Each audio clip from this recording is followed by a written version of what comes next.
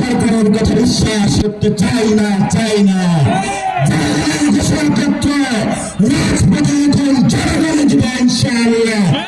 64 জেলা চাকরির ব্যবস্থা করবে, ম্যানুফ্যাকচারিং হাব বানাবে, বিভিন্ন জায়গায় টেকনিক্যাল এডুকেশন চালু করবে। বাংলাদেশের তরুণ প্রজন্মকে কিভাবে একটি শক্তিশালী ফোর্স হিসাবে ব্যবহার করা যায় আমরা এই দুঃখটা বুঝি। এনসিপি এটা নিয়ে কাজ করবে। তরুণ প্রজন্ম আমরা কোনো সামনে জিনিস আমরা রক্ত দিয়েছি, চাই না, এখন আমরা চাকরি চাই। বাজারবাসী চাকরির দাবিতে, সংস্কার দাবিতে, নতুন সংবিধানের দাবিতে, শেখ হাসিনার বিচারের দাবিতে, একটি সুন্দর বাংলাদেশের দাবিতে আমরা 64 জেলায় যাচ্ছি।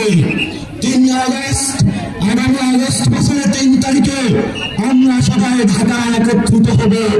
আমাদের শহীদদের নিরাপত্তার জন্য, সংস্কারের জন্য, বিচারের জন্য আমাদের একটা লিখিত দলিল প্রয়োজন, আমাদের জুলাই ঘোষণাপত্র প্রয়োজন।